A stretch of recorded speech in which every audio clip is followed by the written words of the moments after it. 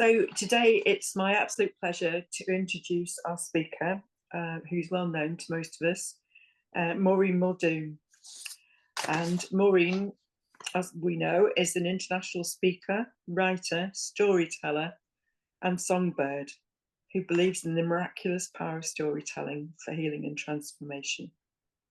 Maureen is the founder and spiritual director of Speakeasy.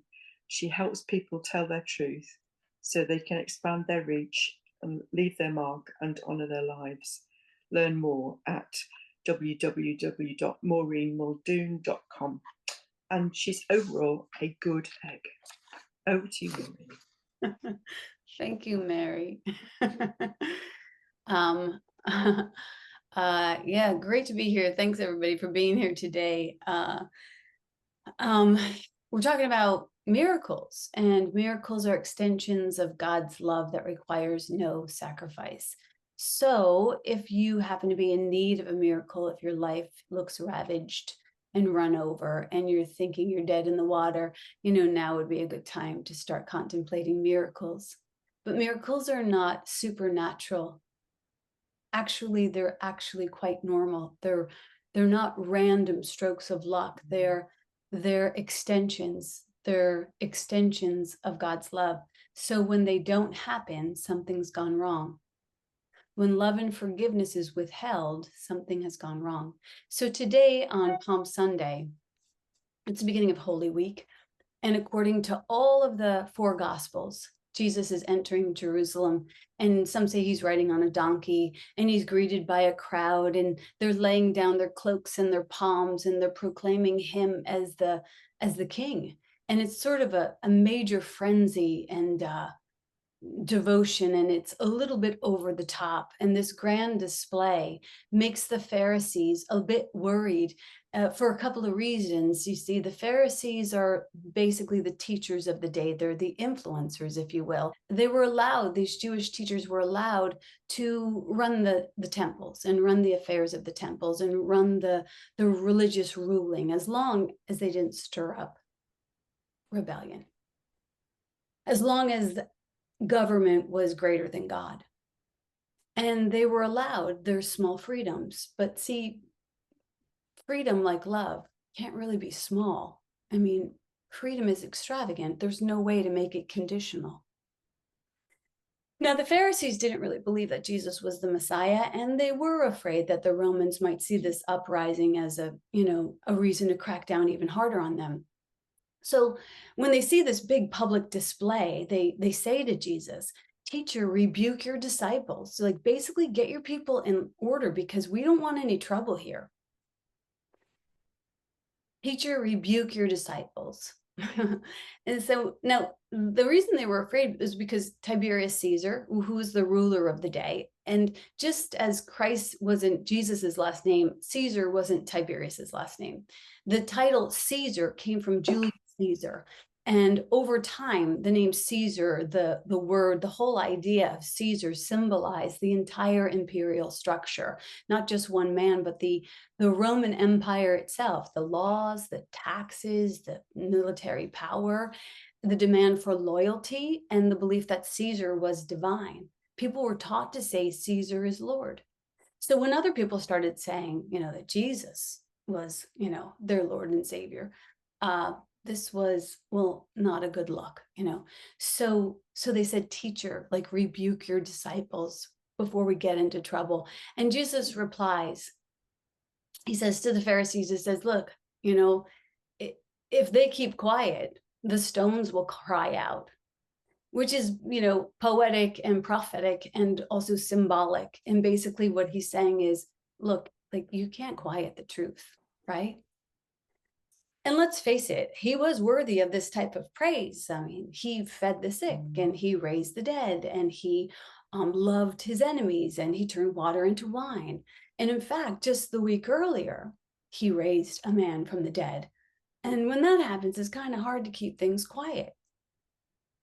He was in Bethany, a small town 2 miles away. It was a 30-minute walk from Jerusalem. And he was called by his dear friends Mary and Martha, the sisters, Lazarus' sisters.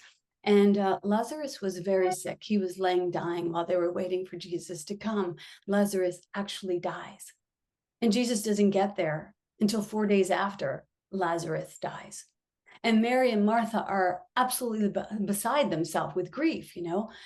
And when Jesus finally comes, they fall down at his feet and they say, Lord, like, if you were here, like, our brother would not have died. And they're weeping, and all of their friends are weeping, and Jesus is deeply moved. I mean, hearing that someone has died that you love is traumatic, but watching other people mourn that person who has died, like, that's just fresh hell. And Jesus sees all of this pain and their friends, and Jesus starts weeping. That's the shortest verse in the Bible. Jesus wept. This moment represents the sweetest spot on earth because it's a space where humanity meets divinity. And he shows us that he is emotionally invested, that he will meet us in our pain, that he can meet us in our pain. So Jesus goes to his friends and he says, come with me to the tomb of Lazarus. And the sisters go with him and he says, like, let's move this stone. And he calls out, Lazarus, come out. And he first prays. He prays like we pray here. He says, dear Lord, like, you know, you are the all and the everything. You are the capable, and I am loved by you. And in your name, I can extend miracles. And then he doesn't plead for Lazarus to rise, and he doesn't beg, and he doesn't even bargain. He calls out, Lazarus, come out. The name Lazarus comes from the Hebrew name El-Azar, which means God has helped, or whom God helps. Have you ever had that experience where you feel absolutely hopeless?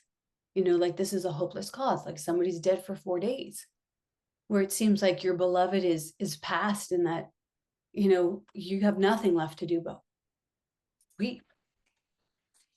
And when you weep in complete despair and the worst has happened and there's no light at the end of the tunnel, I know we've all had moments like this. Not long ago, I had a friend call me to tell me that her son was dying, that he wanted to die, that he was trying to die. He was in this puddle of his own addiction. He was a hair from death. He was many miles away from her. And she got in the car to drive to him. And she called me in fear. And she, just like Jesus, like knew that there was a possibility she wouldn't get there on time. So she called me because she knew that I had seen a few things when it came to addiction. And I said to her, like, just have faith, you know? And I called this sober living home that was near this young man. And I asked if they could send some people out to try and meet him where he was at. And, you know, in the 12-step community, I've seen a lot of people who look like they're dead, you know, junkies and addicts who are just, they come in like dried up old houseplants. And I think to myself, like, I don't know if they'll ever return. But then I see through love and care how these people come back to life. What I thought was so terrible, what I thought was absolutely terminal, right? We have an awesome God. And Jesus knows this when he calls out, Lazarus, walk. God has helped. And now I know, even when I tell that story, you might have a skeptic inside of you. You might be thinking, okay, that's all good and fine for this man, this child who's in his own addiction, but there are many sons who die, you know, who aren't lucky enough to get a second chance. Even in our own community, in our morning calls, I have sat with women 4 different occasions who woke up and their sons didn't. I've held space for these women to mourn their sons, as Mary will mourn her son this week.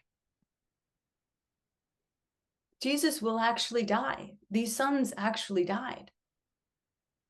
But here's the thing, and I don't mean to make light of this in any way, shape, or form, but that is sort of my role as a minister. We're all actually going to die.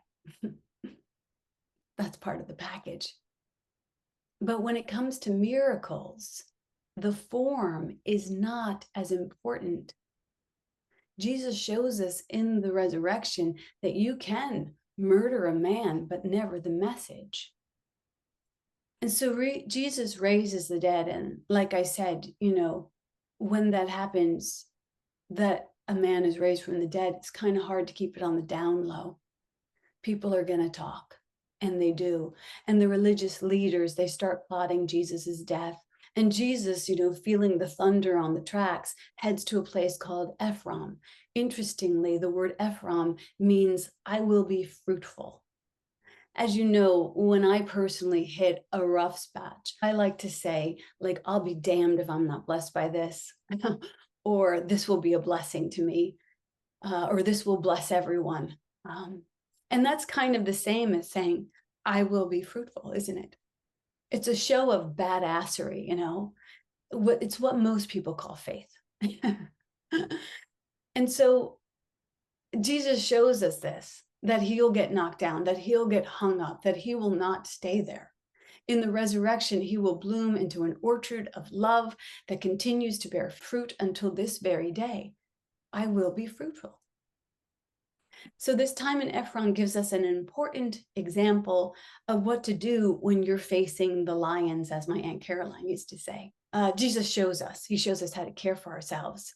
He takes the time to go off, to go into solitude, to go into rest. People sometimes are afraid to go underground, to go dark for a little while.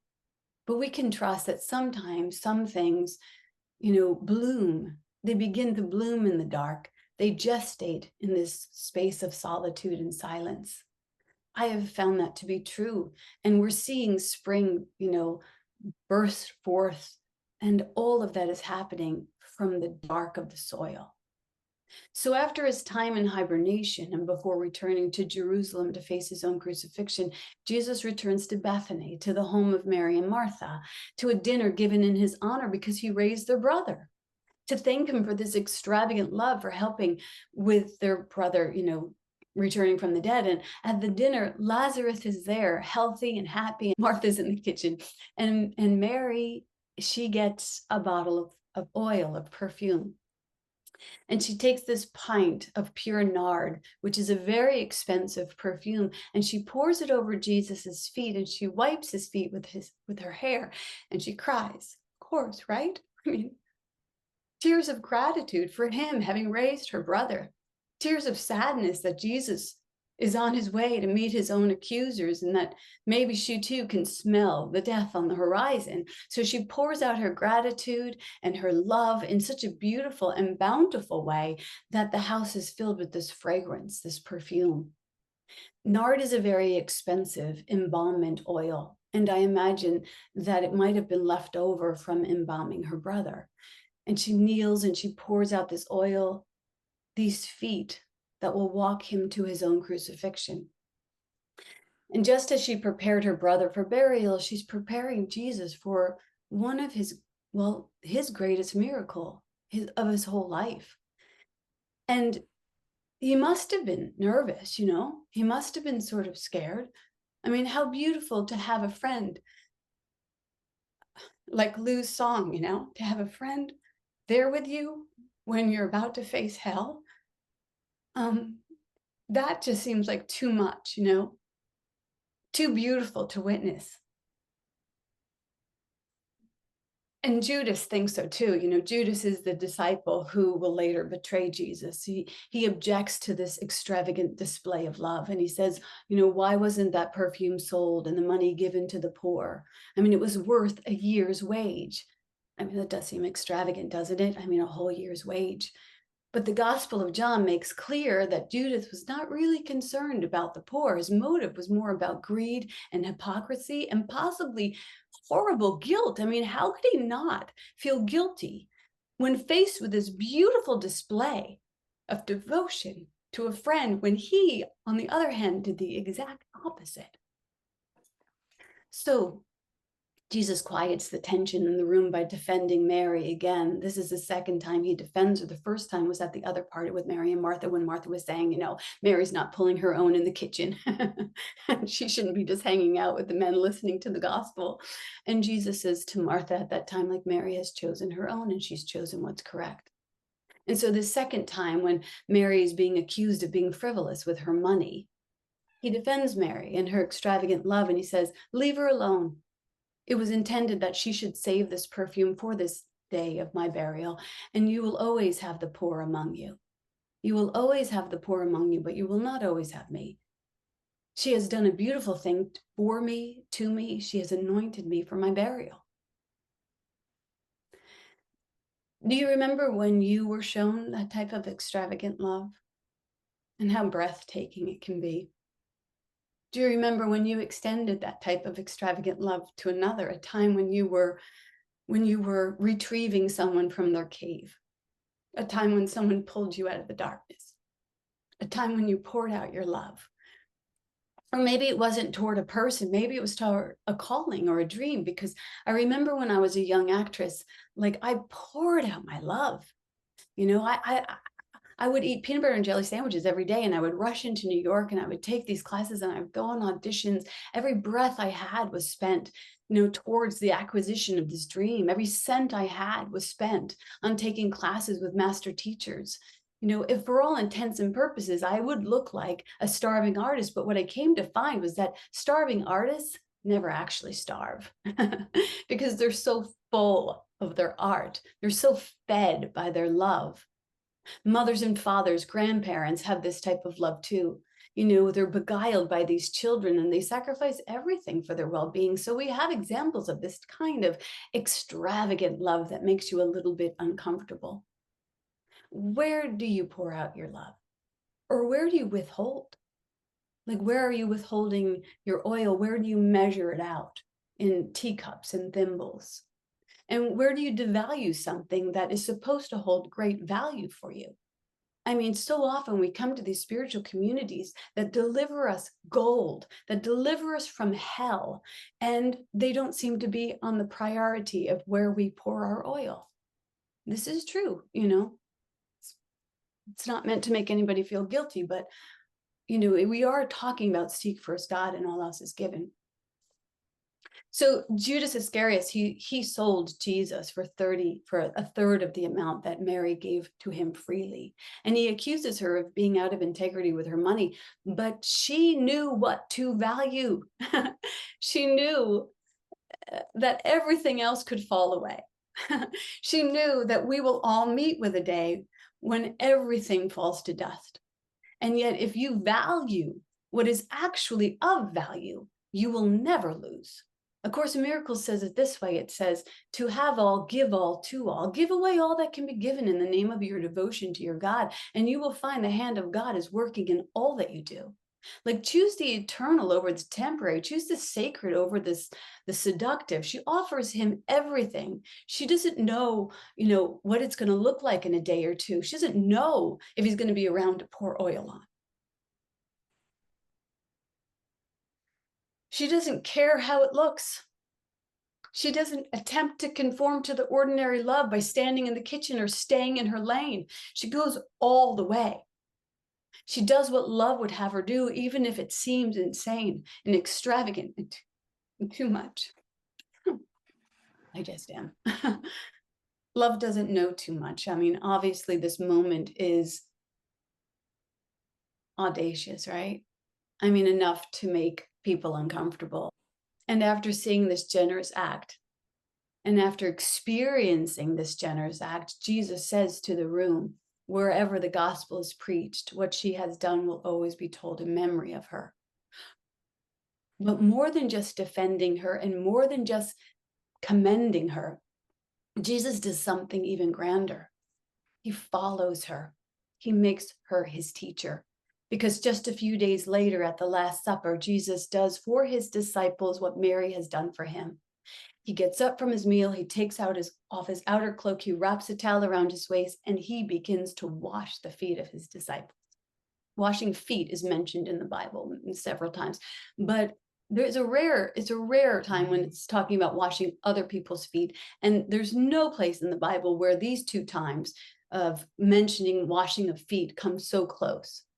So there's no way that her love was not influencing him.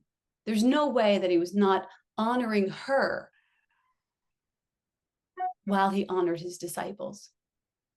I mean, if anyone were to brush your hair publicly, and then later you were in the same group of people and you went around brushing people's hair, everyone would know where you got that idea from.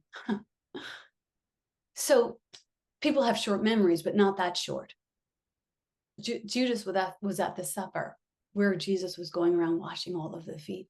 Judas was the one that betrayed him and sold him down the river for 30 pence. And Jesus knew that this had happened.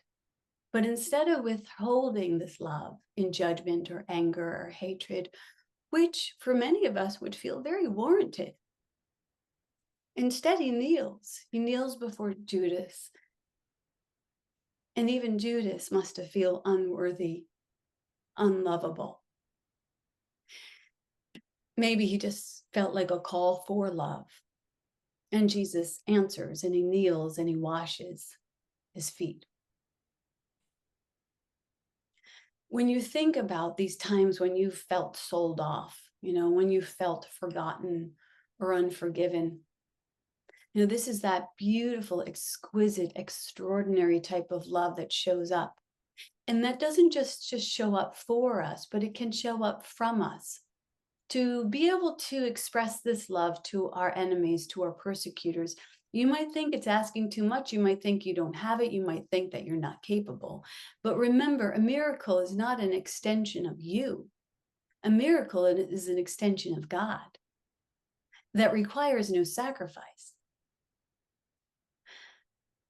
Loss is impossible to those who love like that.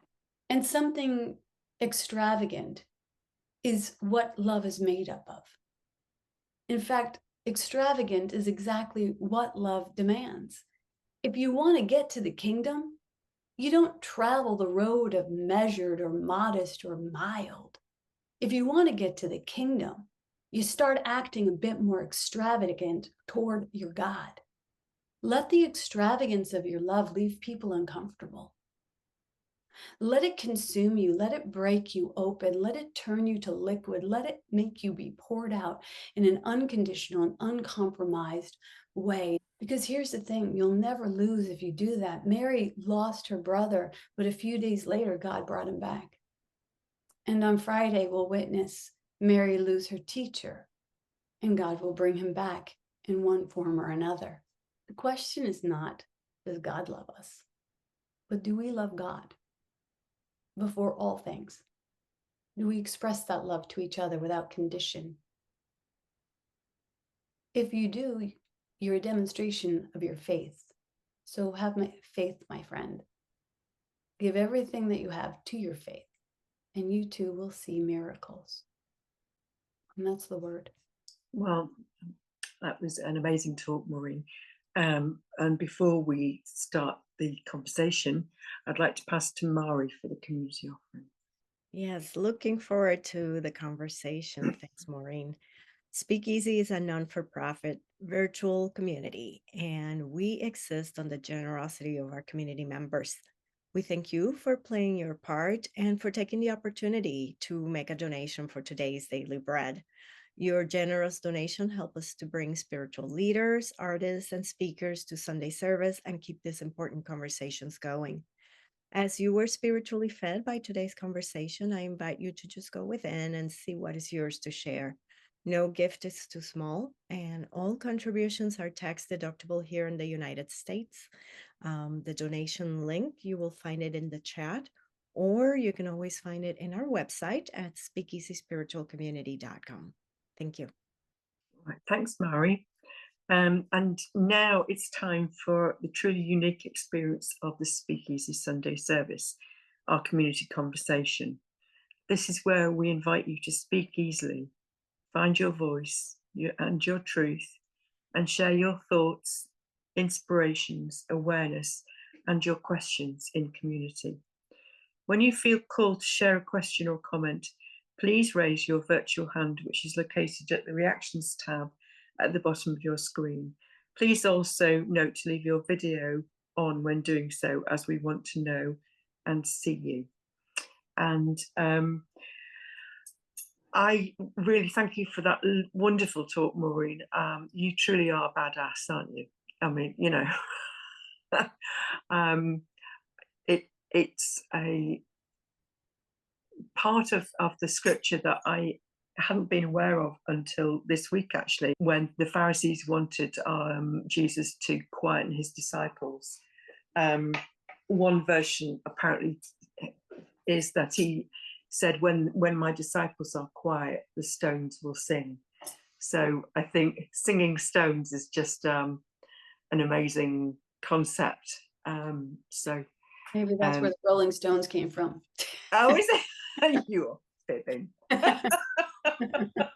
So that's one observation on what you were saying, and I think really what you were saying was that don't be embarrassed, don't lose your courage in exhibiting extreme love as an extreme sport kind of thing. Just listen to your inner voice, go with what that's calling you to say and do, and retain your confidence in that. And you know, that's all very well and good in the calm and quiet of a service, but when you've got the chatter of everyday life, it can be daunting to do that. I wondered if you'd like to expand on that one. Yeah, and that's why you can't do this on a weekly basis. You know, you do it every day. Mm-hmm. You calibrate your sanity and your source and your values every day in the morning, you'll be less likely to you'll grow a greater tolerance for extravagant love, you know, and you'll also just be less likely to get stingy with the mustard. It's just stupid, you know what I mean? I mean, it's just, I mean, we have houses upon houses filled and stocked with shoes and, you know, storages of all kinds of stuff. And what does it get us? And where has it gotten us? So love has nothing to do with form. You know, it has to do with the extravagance of forgiveness, the extravagance of generosity, the extravagance of patience.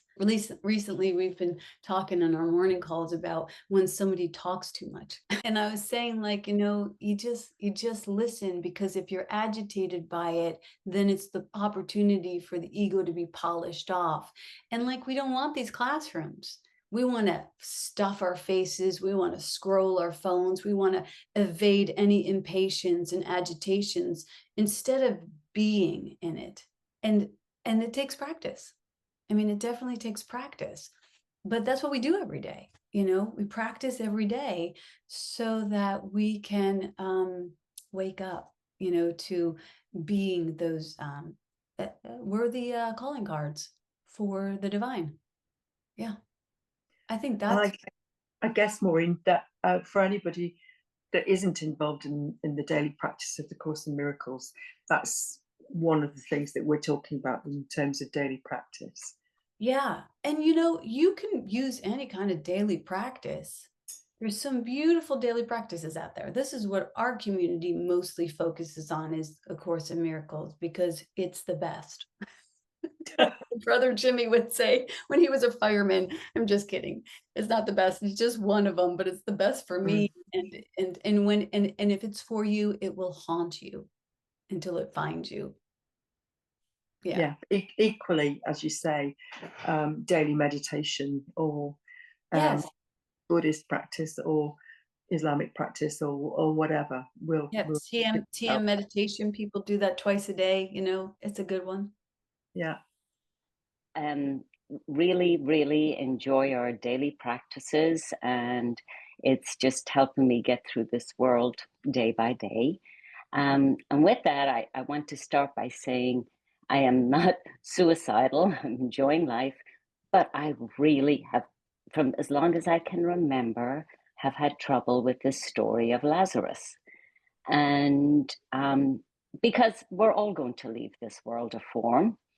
And so even though Jesus brought him back, he is going to have to leave again. And that was always my concern as a child. And then my feeling for me is if I'm past 4 days and my family or loved ones are mourning, I would like somebody to comfort them. I do not want anybody to bring me back here. It's like, leave me alone. Let me, let them know I haven't left. I am there, but do not drag me back here. Could Well, just okay. never understand that story. Well, yeah, I mean, it's just a beautiful example of how much we are like how much value we give to form. I remember when my father-in-law was dying, and he would go in and get blood transfusions, and then he would come back to life. And then we would slowly watch him die again. And then he'd get blood transfusion, and he'd come back to life. And then we'd slowly watch him die again. And it went on for a while. And I love that man. But I also thought, if we were in a third world country, like, he wouldn't have this option. Like, and so, I know that we all have to make peace with death. But in the Course, it says nothing real ever dies. And Jesus is an exceptional example of that. I mean, he's palpable, he's present, his teachings are still vital. I mean, that I'm teaching his gospel today and it's still applicable in our lives tells me nothing real has ever died. So, yeah, take the form, but leave the love. Nuala, just to go on about, your wish not to be resurrected after 4 days, I can totally understand that. But I think it merits, because the background story was I used to be a doctor, so I see this quite a bit. When relatives, you may have made your peace, you understand that death isn't in the end, but those conversations haven't been had with relatives and friends.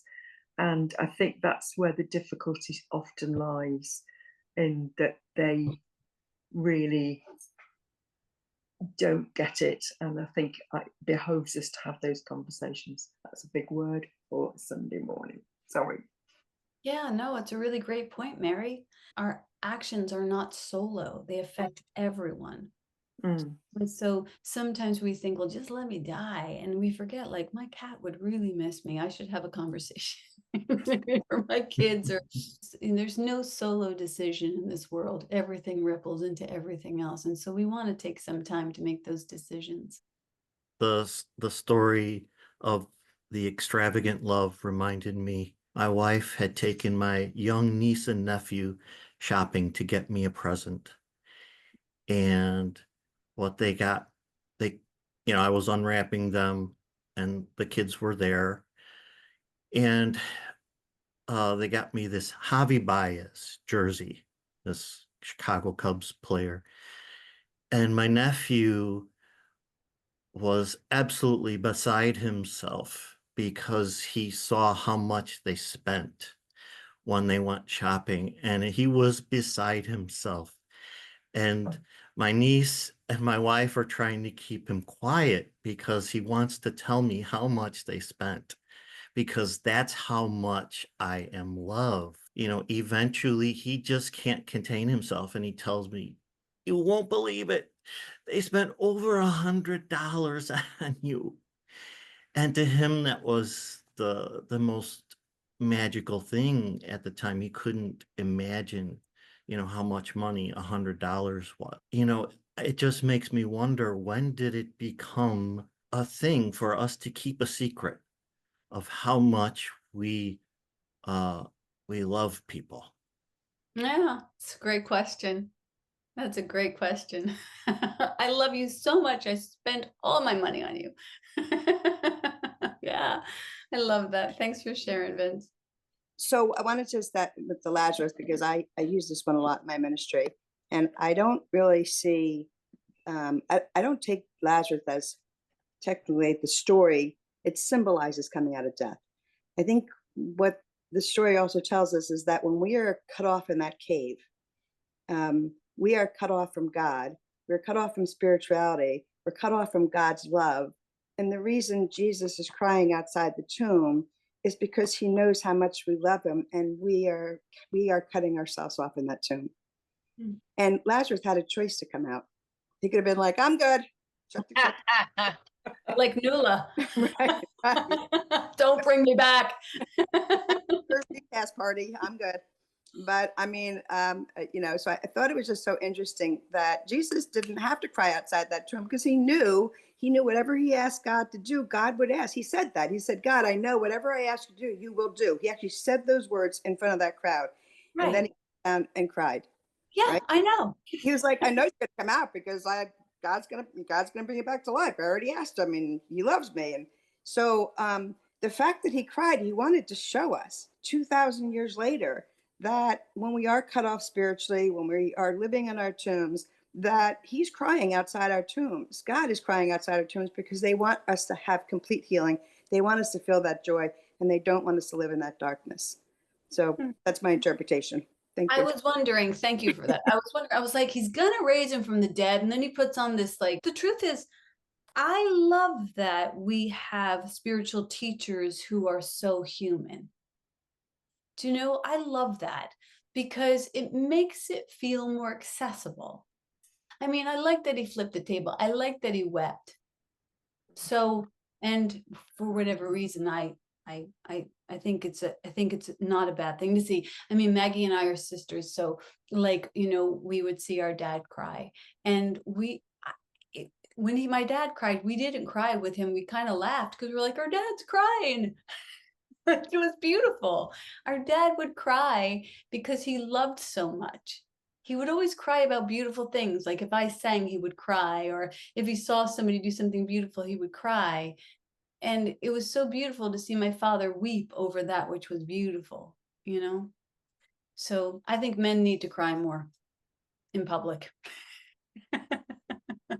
I'm grateful to do to the reading. One of the things I wanted to point out when you were said in your sermon, and was this, is to have all, give all to all.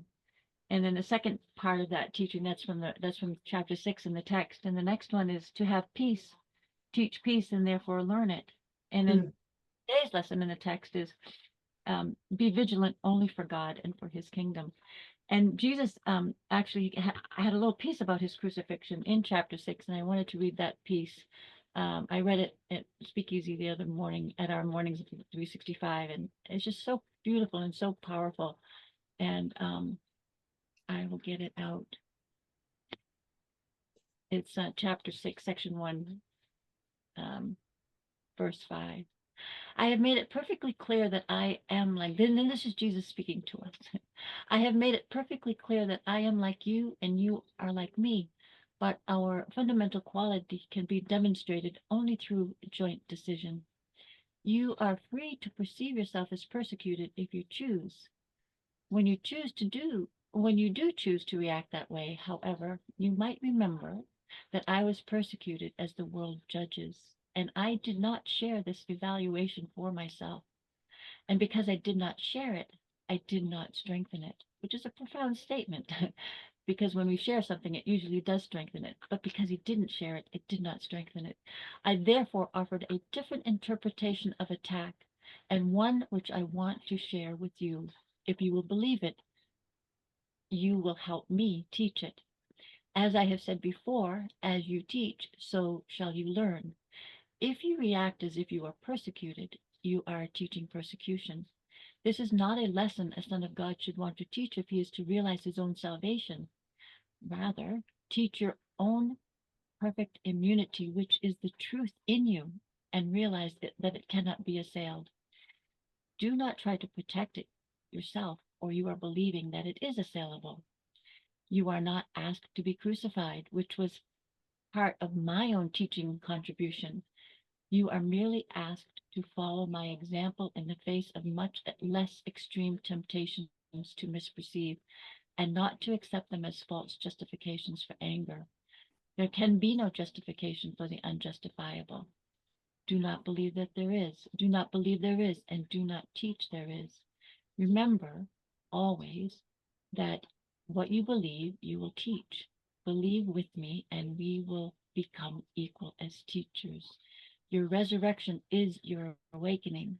I am the model for rebirth, but rebirth itself is merely the dawning of your mind of what is already in it. Hallelujah. God placed it there himself, and so it is forever true. I believed in it, and therefore it accepted it as true as it is. I believed in it, and therefore accepted it as true for me, and helped me to teach it to our brothers in the name of the kingdom of God. But first believe that if it is true for you, but first believe that it is true for you, or you will teach amiss. My brothers slept during the so-called agony in the gardens, but I could not be angry with them because I knew they could not be abandoned. So yeah, it's just such a powerful teaching of what truly what his example is for us, and one that I am happy to walk in. Yeah, it's really quite simple when you put it that way. Like what we focus on increases, what we share, we teach, what we, every idea that we share is strengthened. And that's why it's really important not to run yourself down. People, feel like, like depreciating humor or devaluing themselves, and then they wonder why they're not valued in the world. All of that is inner stuff, and you will see the world that you've invested in.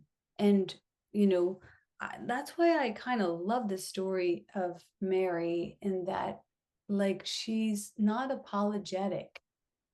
She's not looking for permission. She's not like, oh, poor me, I just have this little oil. She's like, no, I got the oil. I'm going to give it all. And each of us come with our own gifts. So whatever your gift is, like, sing it loud, Next week is Easter. Todd Fink is going to be here with an amazing talk, and we're going to have the Easter bonnet contest, and I hope that you come out and join us. And God bless. Bye. Bye. Bye-bye. Thank you.